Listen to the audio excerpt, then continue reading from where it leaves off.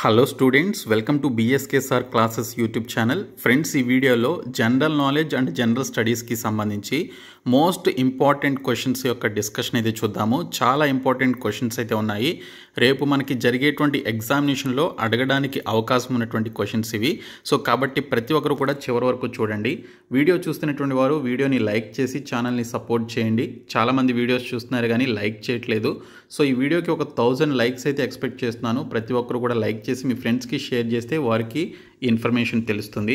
First time మన ఛానల్ని visit చేస్తే ఖచ్చితంగా సబ్స్క్రైబ్ చేసుకొని బెల్ సింబల్ని యాక్టివేట్ చేసుకోండి. సో దట్ మనం అప్లోడ్ చేసేటువంటి వీడియోస్ నోటిఫికేషన్స్ మీకు రావడం జరుగుతుంది. డీటెయిల్స్లోకి వెళ్లే ముందు SSC ఆల్ కాంపిటేటివ్ ఎగ్జామినేషన్స్కి యూజ్ అయ్యేటువంటి 1997 నుంచి ఇప్పటి వరకు జరిగినటువంటి SSC ఆల్ కాంపిటేటివ్ ఎగ్జామినేషన్స్కి సంబంధించిన ప్రీవియస్ బిట్స్కి సంబంధించినటువంటి మెటీరియల్ అయితే ప్రిపేర్ చేశాము. మీరు SSC ఎగ్జామినేషన్స్లో మంచి మార్కులు స్కోర్ చేయాలి అంటే ఖచ్చితంగా మీరు తీసుకోవాల్సినటువంటి మెటీరియల్ అండి ఇది. ఇంగ్లీష్ లాంగ్వేజ్కి సంబంధించి అన్ని టాపిక్లు కలిపి 10,500+ బిట్స్ ఉన్నాయి. తెలుగు మీడియంకి సంబంధించి జీకే బిట్స్ 10,000+ బిట్స్ అయితే ఉన్నాయి. ఇంగ్లీష్ మీడియంకి సంబంధించి ఫ్యూ టాపిక్స్ అయితే యాడ్ చేయడం జరిగింది. మరికొన్ని టాపిక్స్ని కూడా ఫ్యూచర్లో యాడ్ చేస్తాము. ఇంకా MTS అండ్ GD CGLకి సంబంధించిన ప్రీవియస్ పేపర్స్ మీకు ఫ్రీగా అందిస్తున్నాము. ఈ కోర్స్ తీసుకున్నటువంటి వారు ఈ పేపర్స్ని ఫ్రీగా పొందవచ్చు. సో దీనికి సంబంధించి యాప్ లింక్ని డిస్క్రిప్షన్లో ప్రొవైడ్ చేశాను.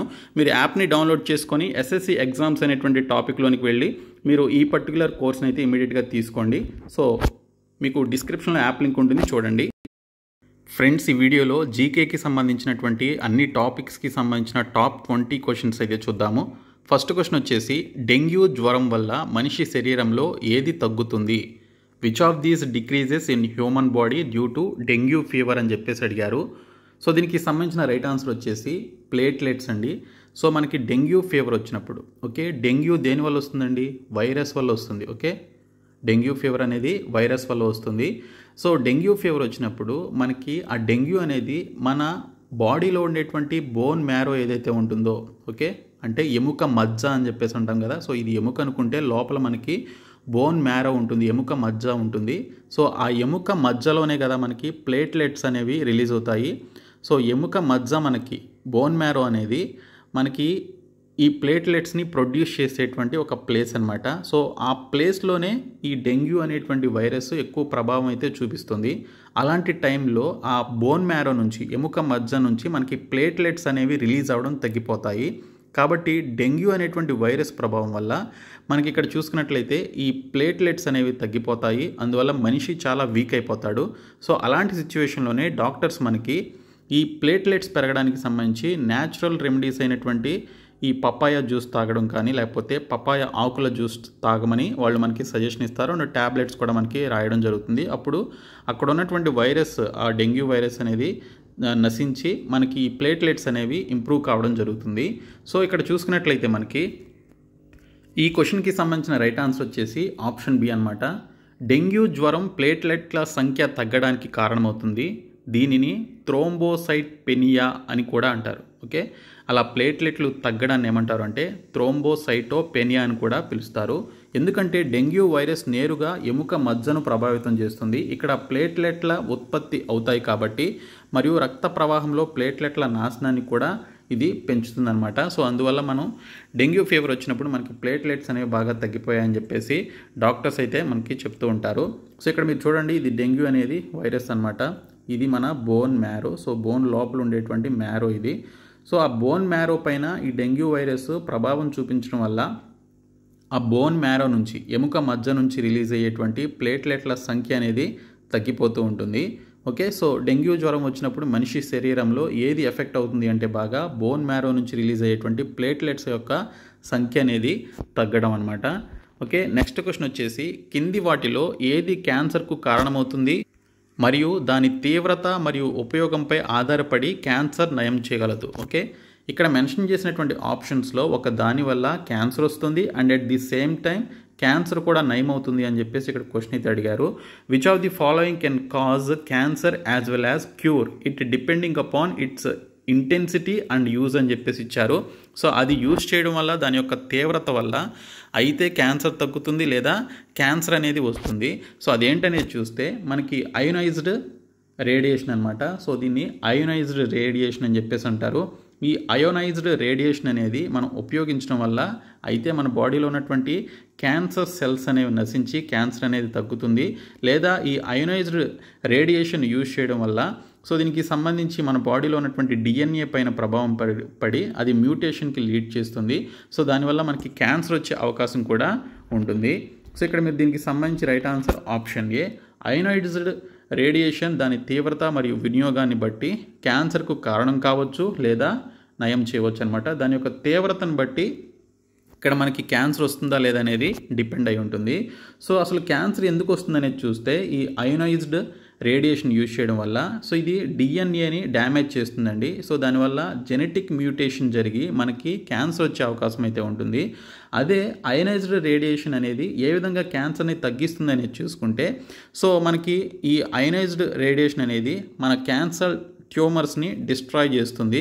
అది మనకి ఇచ్చేటువంటి డ్రగ్ ఏదైతే ఉంటుందో, మెడిసిన్ ఏదైతే ఉంటుందో అది మనం ఇంజెక్ట్ చేసుకున్నప్పుడు అది ఆ పర్టికులర్ ట్యూమర్స్ మాలిక్యూల్స్ పైన అది ప్రభావం చూపుతుందన్నమాట.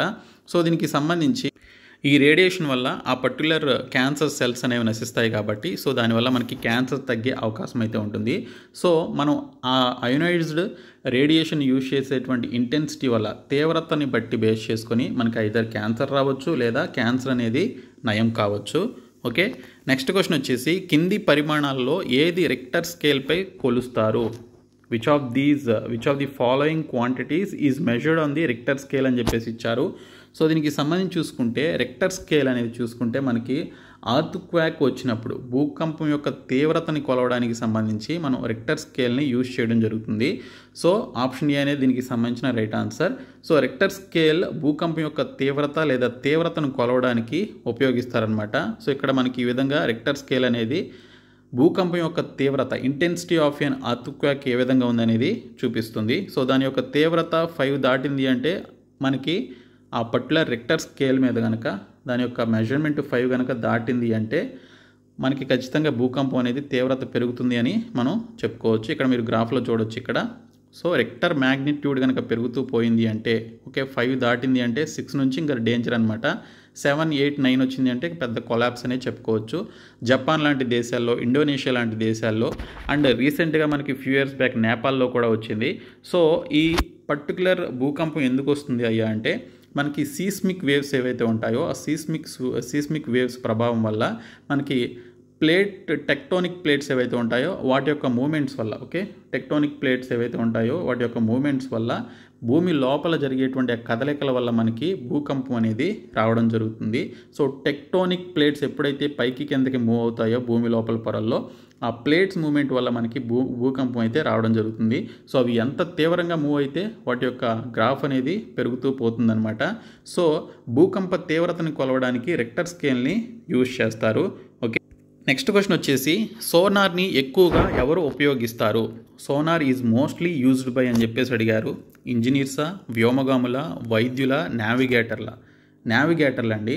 సో ఇక్కడ చూసుకున్నట్లయితే ఎవరైతే సముద్రంలో షిప్ పైన ప్రయాణం చేస్తారో ఎవరైతే షిప్ పైన ప్రయాణం చేస్తూ ఉంటారో వారు భూమి లోపల నుండి వచ్చేటువంటి ఆ సౌండ్ వేవ్స్ని బట్టి సముద్రం లోపల నుండి వచ్చేటువంటి ఆ సౌండ్ వేవ్స్ ఏవైతే ఉంటాయో ఆ సౌండ్ వేవ్స్ ద్వారా ఈ సోనార్స్ వాటిని రికగ్నైజ్ చేసి ఆ సముద్రం లోపల ఏమైనా మనకి సబ్మెరైన్స్ ఉన్నా లేకపోతే ఆ ఉపరితలం ఏదైనా ఎత్తుగా ఉందా లేదా, సముద్రం లోపల ఉపరితలం అనేది మట్టి లేదా ఇసుకతో ఉంటుంది కదా, సో అది ఎత్తుగా ఉందా లేదా అనేది కనుగొనడానికి అండ్ ఆ సౌండ్ వేవ్స్ని బట్టి సముద్రం లోపల ఉన్నటువంటి ఆ విషయాలు తెలుసుకోవడానికి ఈ సోనార్ని ఈ నావిగేటర్లు యూజ్ చేయడం జరుగుతుంది.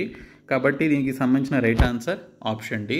సో సోనార్ లేదా సౌండ్ నావిగేషన్ మరియు రేంజింగ్ని వివిధ రకాల సంస్థలు మరియు వ్యక్తులు వివిధ ప్రయోజనాల కోసం ఉపయోగించడం జరుగుతుంది. సో మీరు ఇక్కడ ఇమేజ్లో చూడొచ్చు. సో ఇక్కడ షిప్ అనేది సముద్రం మీద ప్రయాణం చేస్తున్నప్పుడు సో మనకి సముద్రం ఉపరితలం ఈ విధంగా అప్ అండ్ డౌన్స్లో ఉంటుంది. అక్కడ ఉన్నటువంటి ప్రదేశాన్ని బట్టి వాటి లోపల ఉండేటువంటి మూమెంట్స్ ద్వారా వచ్చేటువంటి సౌండ్ వేవ్స్ ద్వారా ఈ సోనార్ అనేది లోపల ఏముందనేది గ్రహిస్తుందన్నమాట. సో దాని ద్వారా షిప్లో ఉండేటువంటి ఎంప్లాయీస్కి ఇన్ఫర్మేషన్ ఇస్తుంది. సో ఈ నావిగేటర్లు ఎవరైతే ఉంటారో ప్రయాణం చేసేటువంటి వారు ఎక్కువగా ఈ సోనార్ని యూజ్ చేయడం జరుగుతుంది. నెక్స్ట్ క్వశ్చన్ వచ్చేసి సో ఇక్కడ మనకి పాలిటీకి సంబంధించిన క్వశ్చన్స్ ఇవి. హైకోర్టు ప్రధాన న్యాయమూర్తిని ఎవరు నియమిస్తారు? హైకోర్టు ప్రధాన న్యాయమూర్తిని ఎవరు నియమిస్తారు అంటే, సో దీనికి సంబంధించిన రైట్ ఆన్సర్ రాష్ట్రపతి అండి. The chief justice of high court is appointed by అని చెప్పేసి అడిగారు. రైట్ ఆన్సర్ వచ్చేసి ది ప్రెసిడెంట్ ఆఫ్ ఇండియా. ఇక్కడ చూసుకున్నట్లయితే రాష్ట్రపతిని, అలాగే సుప్రీంకోర్టుకి సంబంధించిన ప్రధాన న్యాయమూర్తి ఎవరైతే ఉంటారో, ఓకే, హైకోర్టుకి సంబంధించినటువంటి న్యాయమూర్తిని నియమించడానికి, చీఫ్ జస్టిస్ని నియమించడానికి రాష్ట్రపతి ఏం చేస్తాడు అంటే, సుప్రీంకోర్టుకి సంబంధించిన ప్రధాన న్యాయమూర్తిని అంటే చీఫ్ జస్టిస్ ఆఫ్ సుప్రీంకోర్ట్, అలాగే గవర్నర్ని, వీరిద్దరిని కూడా సంప్రదించి హైకోర్టుకి సంబంధించి ఎవరు నియమిస్తే బాగుంటుందని సంప్రదించి వారిని అపాయింట్ చేయడం జరుగుతుంది. ఓకే, అపాయింట్ చేయడం అని చెప్పేసి అంటారు. ఓకే, రాష్ట్రపతిని ఎవరు నియమిస్తారు, హైకోర్టు ప్రధాన న్యాయమూర్తిని ఎవరు నియమిస్తారు అంటే రాష్ట్రపతినండి.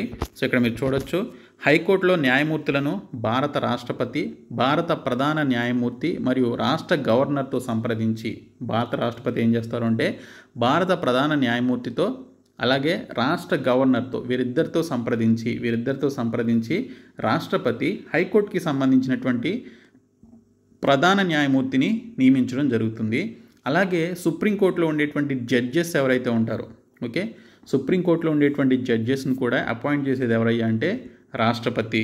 Okay, the president of India సుప్రీంకోర్టులో ఉండేటువంటి చీఫ్ జస్టిస్ ఆఫ్ ఇండియాతో పాటు మిగిలినటువంటి జడ్జెస్ని అపాయింట్ చేసేది ఎవరు అంటే రాష్ట్రపతి మాత్రమే. ఓకే, చాలా ఇంపార్టెంట్ క్వశ్చన్ ఇది. నెక్స్ట్ క్వశ్చన్ వచ్చేసి, భారత న్యాయ వ్యవస్థ యొక్క కింది అధికార పరిధిలో ఏది పబ్లిక్ ఇంట్రెస్ట్ లిటిగేషన్ను కవర్ చేస్తుంది? Which one of the following జ్యూరిస్డిక్షన్స్ of the Indian judiciary covers public interest litigation అని చెప్పేసి అడిగారు. సో అది అప్పిలేట్ జ్యూరిస్డిక్షన్ అండి. సో భారత న్యాయ వ్యవస్థ యొక్క అప్పిలేట్ అధికార పరిధి ఏదైతే ఉంటుందో, అప్పిలేట్ జ్యూరిస్డిక్షన్ పబ్లిక్ ఇంట్రెస్ట్ లిటిగేషన్ను కవర్ చేయడం జరుగుతుంది. సో ప్రాథమిక హక్కు అమలుకు సంబంధించిన ప్రమేయం ఉన్నట్లయితే మాత్రమే ఆర్టికల్ 32 ప్రకారం సుప్రీంకోర్టులో public interest litigation writ petition దాఖలు చేయవచ్చు. పబ్లిక్ తరపున వేసేటువంటి పిటిషన్ ఏమంటారు, పిల్ అంటారు చాలామంది. సో పబ్లిక్ ఇంట్రెస్ట్ లిటిగేషన్ అని చెప్పేసి అంటారనమాట. ఇది ఆర్టికల్ 32 ప్రకారం సుప్రీంకోర్టులో public interest litigation writ petition దాఖలు చేసుకోవచ్చు. నెక్స్ట్ క్వశ్చన్, ప్రాథమిక హక్కుల సంరక్షకుడు ఎవరు? ప్రాథమిక హక్కుల సంరక్షకుడు ఎవరు అంటే, సో దీనికి సంబంధించి జ్యుడిషియరీ అండి. ది గార్డియన్ ఆఫ్ ఫండమెంటల్ రైట్స్ని కాపాడేటువంటి సంరక్షకుడిగా ఉండేటువంటి వ్యక్తి ఎవరు అంటే జ్యుడిషియరీ, న్యాయ వ్యవస్థ సంరక్షకుడిగా ఉంటుంది. న్యాయ వ్యవస్థ ప్రాథమిక హక్కుల సంరక్షకుడిగా వ్యవహరించడం జరుగుతుంది. ఓకే, నెక్స్ట్ క్వశ్చన్ వచ్చేసి, మనకి ఇక్కడ న్యాయ వ్యవస్థను రాజ్యాంగ సంరక్షకునిగా చేయడానికి గల కారణం ఏమిటి? న్యాయ వ్యవస్థను రాజ్యాంగ సంరక్షకునిగా చేయడానికి గల కారణం ఏమిటి? What makes the judiciary the Guardian of the constitution అని చూసుకుంటే, న్యాయ సమీక్ష కోసం ఇక్కడ చూసుకున్నట్లయితే రాజ్యాంగ సంరక్షకునిగా న్యాయ వ్యవస్థను ఇక్కడ దీనికి సంబంధించి సంరక్షకునిగా ఎంచుకోవడం జరిగిందనమాట. సో ఎందుకంటే రాజ్యాంగాన్ని రక్షించే మరియు సమర్థించే అధికారం సుప్రీంకోర్టుకి ఇవ్వబడింది, మరియు రాజ్యాంగానికి విరుద్ధంగా ఉన్నట్లు తేలితే చట్టాన్ని శూన్యంగా ప్రకటించే అధికారం కూడా ఉంటుందన్నమాట సుప్రీంకోర్టుకి. కాబట్టి న్యాయ వ్యవస్థను రాజ్యాంగ సంరక్షకునిగా చేయడం జరిగింది. ఓకే, నెక్స్ట్ క్వశ్చన్ వచ్చేసి, గాంధీజీ 1 సంవత్సరంలో స్వరాజ్యం అనేటువంటి నినాదాన్ని ఎప్పుడు ఇచ్చారు? When did Gandhiji give the slogan of Swaraj in 1 year? 1 సంవత్సరంలో స్వరాజ్యం అనేటువంటి నినాదాన్ని ఎప్పుడు ఇచ్చారు అంటే డ్యూరింగ్ సహాయ నిరాకరణోద్యమ సమయంలో ఆయన ఇవ్వడం జరిగిందండి. డ్యూరింగ్ నాన్ కోఆపరేషన్ మూవ్మెంట్ ఎప్పుడైతే జరిగిందో అప్పుడు ఆయన ఈ 1 సంవత్సరంలో స్వరాజ్యం రావాలని చెప్పేసి, సో దీనికి సంబంధించి ఆయన ఈ నినాదం అయితే ఇచ్చారు. ఓకే, సో సహాయ నిరాకరణోద్యమ సమయంలో గాంధీజీ 1 సంవత్సరంలో స్వరాజ్యం నినాదాన్ని ఇవ్వడం జరిగింది. నెక్స్ట్ క్వశ్చన్ వచ్చేసి, Young India and Harijan editor ఎవరు? చాలా చాలా ఇంపార్టెంట్ క్వశ్చన్ ఇది. The editor of Young India and Harijan was Mahatma Gandhi అండి. So Mahatma Gandhiji Young India and Harijan editor అనమాట. సో ఆయనే నిర్వహించారు ఈ పత్రికల్ని. సో దీనికి సంబంధించిన ఎక్స్ప్లెనేషన్ చూద్దాము. చాలాసార్లు అడిగారు ఈ questions. Mahatma Gandhi young India మరియు హరిజన్లకు సంపాదకులుగా ఉన్నారు. 1919 నుండి 1932 వరకు మహాత్మా గాంధీ ప్రచురించినటువంటి ఆంగ్లంలో యంగ్ ఇండియా ఒక వారపత్రిక. గాంధీ ఈ జర్నళ్లలో అనేక ఉల్లేఖనాలను రాశారు. హరిజన్ అనేటువంటి వార్తాపత్రిక మొదటిసారిగా 11 ఫిబ్రవరి 1933 ప్రచురించబడింది. భారతదేశంలో బ్రిటిష్ పాలనలో గాంధీజీ ఎరవాడ జైలు నుండి బయటకు తీసుకువచ్చారనమాట. సో ఇక్కడ చూసినట్లయితే యంగ్ ఇండియా అండ్ హరిజనులకు సంబంధించి ఆయన సంపాదకులుగా అంటే ఎడిటర్లుగా ఆయన పనిచేయడం జరిగిందనమాట. 1919 నుండి 1932 వరకు యంగ్ ఇండియా అనేటువంటి పత్రికను ఆయన ఆంగ్లంలో ఒక వారపత్రికగా రన్ చేయడం జరిగింది. అలాగే హరిజన్ అనేటువంటి పత్రికను ఫిబ్రవరి 11, 1933 ఆయన మొదటిసారిగా ప్రచురించడం జరిగింది. చాలా ఇంపార్టెంట్ క్వశ్చన్స్ ఇవి. నెక్స్ట్ క్వశ్చన్ వచ్చేసి భారత జాతీయ కాంగ్రెస్ యొక్క కింది ఏ సెషన్లలో మహాత్మా గాంధీ చనిపోవచ్చు కానీ గాంధీయిజం శాశ్వతంగా ఉంటుంది అని చెప్పేసి అన్నారు. అది ఏ సెషన్ అయ్యా అంటే in which of the following sessions of Indian National Congress Mahatma Gandhi had said Gandhi may die but Gandhism will remain for ever అని చెప్పేసి ఆయన ఒక స్టేట్మెంట్ అయితే ఇచ్చారు మహాత్మా గాంధీ గారు. అది ఏ సెషన్లో అంటే కరాచీ సెషన్ 1931లో ఆయన ఈ పర్టికులర్ స్టేట్మెంట్ అయితే ఇవ్వడం జరిగింది. Gandhi may die but Gandhism will remain for ever అనేటువంటి స్టేట్మెంట్ అయితే ఇచ్చారు. సో భారత జాతీయ కాంగ్రెస్ కరాచీ సెషన్ 1931లో మహాత్మా గాంధీ చనిపోవచ్చు కానీ గాంధీయిజం శాశ్వతంగా ఉంటుంది అని చెప్పేసి ఆయన ఈ స్టేట్మెంట్ అయితే అన్నారు. ఓకే, నెక్స్ట్ క్వశ్చన్ వచ్చేసి చౌరీ చౌరా సంఘటన కారణంగా కింది వాటిలో ఏ ఉద్యమం ఆకస్మికంగా ముగిసింది? చౌరీ చౌరా అనేటువంటి సంఘటన యాక్చువల్గా మనకి ఉత్తరప్రదేశ్లో ఉండేటువంటి ఒక ప్రాంతంలో చౌరీ చౌరా అనేటువంటి ప్రాంతంలో కొంతమంది ఉద్యమకారులు ఎవరైతే ఉన్నారో వారు ఒక పోలీస్ స్టేషన్ని తగలబెట్టి 22 మంది పోలీసులు మరణానికి కారణం కావడం జరిగిందండి. డ్యూరింగ్ సహాయ నిరాకరణోద్యమ సమయంలో ఇది జరిగిందనమాట. గాంధీజీ సహాయ నిరాకరణోద్యమం చేస్తున్నటువంటి టైంలో ఉత్తరప్రదేశ్లో ఉన్నటువంటి చౌరీ చౌరా అనేటువంటి గ్రామంలో లేదా ప్రాంతంలో కొంతమంది ఈ ఉద్యమం చేసేటువంటి వ్యక్తులు అక్కడ ఉన్నటువంటి పోలీస్ స్టేషన్పై దాడి చేసి ఆ పోలీస్ స్టేషన్ని తగలబెట్టి 22 మంది మరణానికి కారణమయ్యారు. సో దానివల్ల గాంధీజీ వెంటనే ఈ సహాయ నిరాకరణోద్యమాన్ని నేను వెంటనే ఆపేస్తున్నాను, ఇలాంటి ఘటనలు జరగడం నాకు ఇష్టం లేదు అని చెప్పేసి స్టేట్మెంట్ ఇచ్చి సహాయ నిరాకరణోద్యమాన్ని ఆకస్మికంగా ముగించడం జరిగింది. అది దేనివల్ల అంటే చౌరీ చౌరా సంఘటన వల్ల అనమాట. సో చౌరీ చౌరా సంఘటన వల్ల సహాయ నిరాకరణోద్యమం అనేది ఆగిపోయింది. Which of the following movements came to abrupt end because of Chauri Chaura incident అని చెప్పేసి అడిగారు. సో ఇక్కడ మనకి నాన్ కోఆపరేషన్ మూమెంట్ లేదా సహాయ నిరాకరణ ఉద్యమం అనమాట. ఉత్తరప్రదేశ్లోని గోరఖ్పూర్ అనేటువంటి జిల్లాలో చౌరీ చౌరా అనేటువంటి గ్రామంలో ఈ ఘటన తర్వాత 1922 ఫిబ్రవరి 11న సహాయ నిరాకరణ ఉద్యమాన్ని గాంధీజీ ఆకస్మికంగా విరమించుకోవడం జరిగింది. అంతకుముందు ఫిబ్రవరి 5వ తేదీన చౌరీ చౌరాలోని పోలీస్ స్టేషన్కు కోపంతో కూడినటువంటి కొంతమంది గుంపు నిప్పు పెట్టి 22 మంది పోలీసులను కాల్చి చంపారనమాట. సో ఇంత పెద్ద వైలేషన్ జరగడంతో ఏదైనా సహాయ నిరాకరణోద్యమం అనేది శాంతియుతంగా జరగాలని చెప్పేసి భావించినటువంటి మహాత్మా గాంధీ సో ఇది హింసకు దారి తీసింది అని చెప్పేసి ఈ సహాయ నిరాకరణోద్యమాన్ని ఆకస్మికంగా ఇమ్మీడియట్గా ఆయన ఎండ్ చేయడం జరిగింది.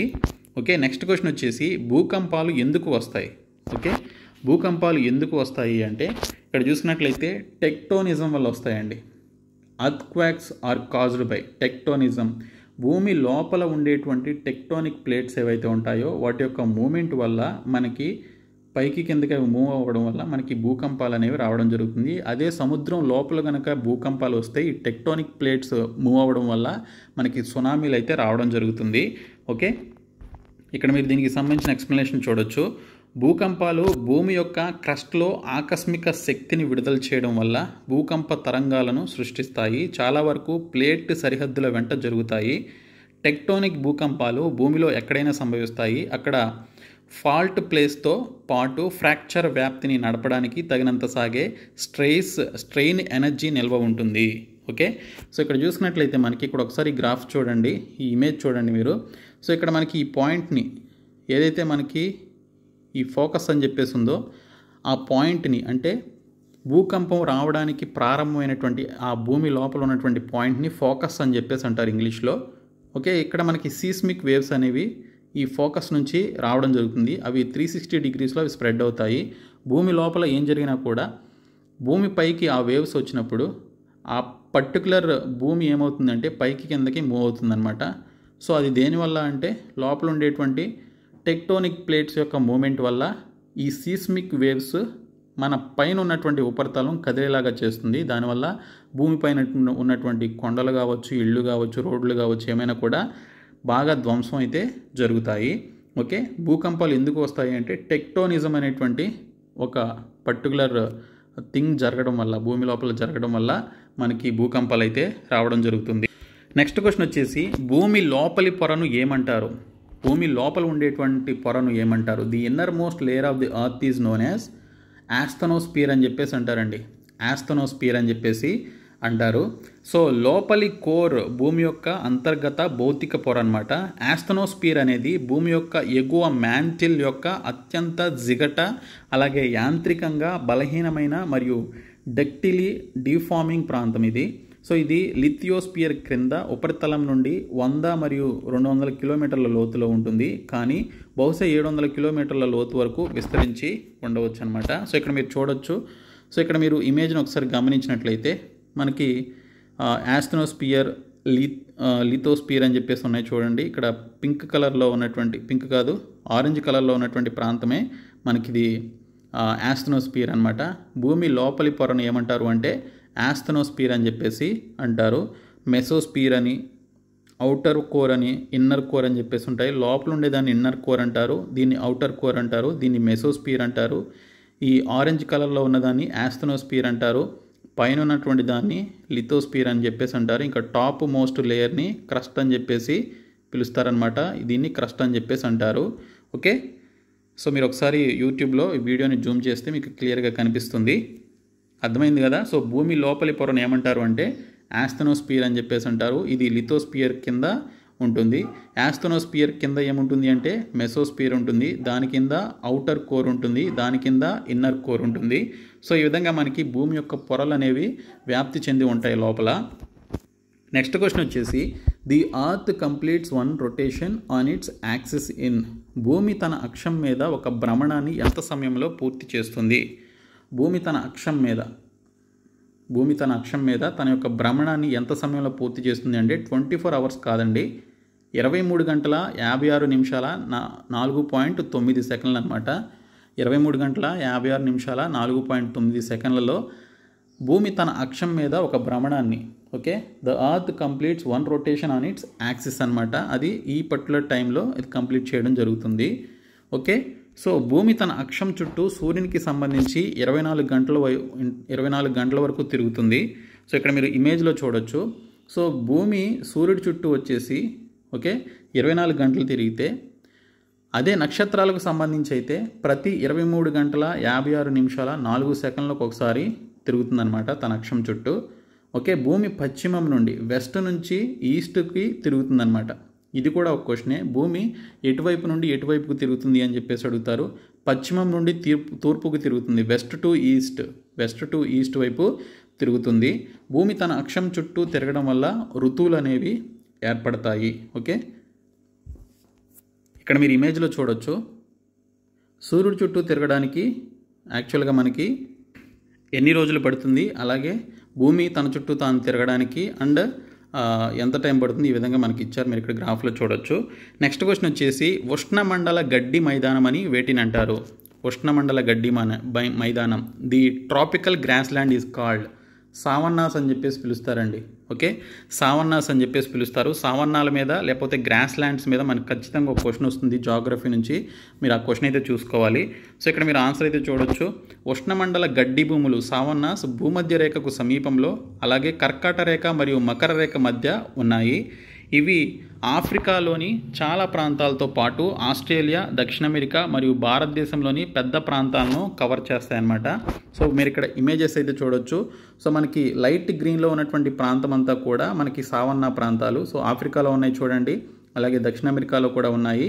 సో ఇక్కడ మనకి ఇండియాలో కూడా ఉన్నాయి, ఇక్కడ హిమాలయస్కి దగ్గరలో. సో ఈ విధంగా ఏవైతే లైట్ గ్రీన్లో ఉన్నటువంటి ప్రాంతం ఏదైతే ఉందో వాటిని ట్రాపికల్ గ్రాస్ ల్యాండ్స్ అని చెప్పేసి అంటారు. థిక్ గ్రీన్లో ఉన్నటువంటి పర్టికులర్ గ్రాస్ ల్యాండ్స్ని టెంపరేచర్ గ్రాస్ ల్యాండ్స్ అని చెప్పేసి అంటారు. సో ఇక్కడ మీరు గమనించవచ్చు, గ్రాఫ్ ద్వారా మీకు ఈజీగా తెలుస్తుందని చెప్పేసి పెట్టాను. Grass lands of the world అని చెప్పేసి ఇక్కడ మనకి ఇచ్చారు. సో సావన్నాలు ఎక్కడెక్కడ విస్తరించి ఉన్నాయంటే ఆఫ్రికాలోని చాలా ప్రాంతాల్లో, ఇక్కడ మీరు చూడొచ్చు, ఆఫ్రికాలోని చాలా ప్రాంతాల్లో ఈ సావన్నాలు ఉన్నాయి. ఆస్ట్రేలియాలో కూడా ఉన్నాయి, ఇంకా దక్షిణ అమెరికాలో ఉన్నాయి. దక్షిణ అమెరికాతో పాటు భారతదేశంలో మనకి విస్తరించి ఉన్నాయన్నమాట ఈ సావన్నాలు. ఓకే, నెక్స్ట్ క్వశ్చన్ వచ్చేసి కింది వాటిలో ఏది ప్రకృతి కోసం వరల్డ్ వైడ్ ఫండ్ WWF లోగోగా ఉపయోగపడుతుంది? Which of the following is used as a logo of the world wide fund for nature? Okay, ప్రకృతిని సూచిస్తూ ఒక లోగో అయితే వరల్డ్ వైడ్ ఫండ్కు సంబంధించి లోగోని క్రియేట్ చేశారు. అదేంటని చెప్పేసి అడిగారు. అదేంటంటే పాండా అండి. సో మీరు ఇక్కడ చూడొచ్చు, వరల్డ్ వైడ్ ఫండ్ 1961లో స్థాపించబడింది. దీని లోగో చీచీ అనేటువంటి పాండాపై ఆధారపడింది. ఆ సమయంలో లండన్ జూలో ప్రముఖ ఆకర్షణగా ఈ పాండాలు ఉండేవన్నమాట. సో 1961లో ఈ విధంగా దీనికి సంబంధించినటువంటి లోగోని డిజైన్ చేశారు. సో ఈ లోగో ఈ విధంగా మారుతూ వస్తూ చివరికి అదే లోగో కంటిన్యూ అయింది, కింద పేరు పెట్టారు WWF అని.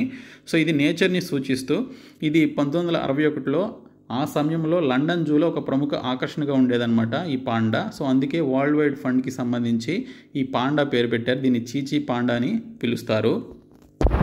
నెక్స్ట్ క్వశ్చన్ వచ్చేసి UN జనరల్ అసెంబ్లీలో ఎన్ని దేశాలు సభ్యులుగా ఉన్నాయి? How many countries are the members of UN general assembly? Okay, so దీనికి సంబంధించి రైట్ ఆన్సర్ 193 అండి. మీకు అందరికీ తెలిసిందే, UN గుర్తించినటువంటి దేశాలు 193 దేశాలు. ఓకే, ఐక్యరాజ్య సమితి జనరల్ అసెంబ్లీలో 193 మంది సభ్యులు ఉన్నారు. ఐక్యరాజ్య సమితి చార్టర్ ప్రకారం 1945లో ఇది స్థాపించబడింది. ఓకే, సో వీటికి సంబంధించిన హెడ్ క్వార్టర్స్ కూడా చూడండి. తర్వాత కింది వాటిలో ఏ సంస్థను వరల్డ్ బ్యాంక్ అని కూడా పిలుస్తారు? Which one of the following institutions is also called world bank అని చెప్పేసి పిలుస్తారు అంటే international bank of reconstruction and development అనేటువంటి దాన్ని, international bank of reconstruction and development అనేటువంటి దాన్ని వరల్డ్ బ్యాంక్ అని చెప్పేసి కూడా పిలుస్తారండి.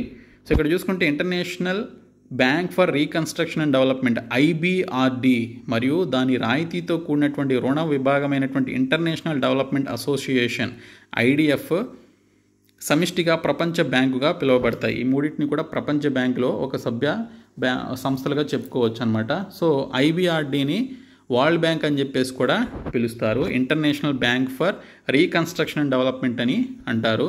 నెక్స్ట్ క్వశ్చన్ వచ్చేసి గ్యాట్ స్థానంలో GATT స్థానంలో ప్రపంచ వాణిజ్య సంస్థ WTO వరల్డ్ ట్రేడ్ ఆర్గనైజేషన్ దాని ప్రధాన కార్యాలయాన్ని ఎక్కడ కలిగి ఉంది? The World Trade Organization which replaced GATT has its headquarters in అని చెప్పేసి అడిగారు. దీనికి సంబంధించిన రైట్ ఆన్సర్ వచ్చేసి జెనీవా అండి. సో జెనీవాలో ఉంది దీనికి సంబంధించిన హెడ్ క్వార్టర్స్. సో ఇక్కడ చూసుకున్నట్లయితే వరల్డ్ ట్రేడ్ ఆర్గనైజేషన్ WTO ప్రధాన కార్యాలయం స్విట్జర్లాండ్లోని జెనీవాలో సెంటర్ విలియం రాపార్ట్లో ఉందన్నమాట. ఇది అంతర్జాతీయ వాణిజ్యాన్ని నియంత్రించేటువంటి అంతర్ప్రభుత్వ సంస్థ ఇది. ఓకే, సో ఇవి అండి total important questions, static GK అలాగే మిగిలినటువంటి జీకే అండ్ GSకి సంబంధించిన ఇంపార్టెంట్ క్వశ్చన్స్. సో ఈ వీడియో మీ ఫ్రెండ్స్ అందరికీ షేర్ చేయండి, మన ఛానల్ సబ్స్క్రైబ్ చేయండి.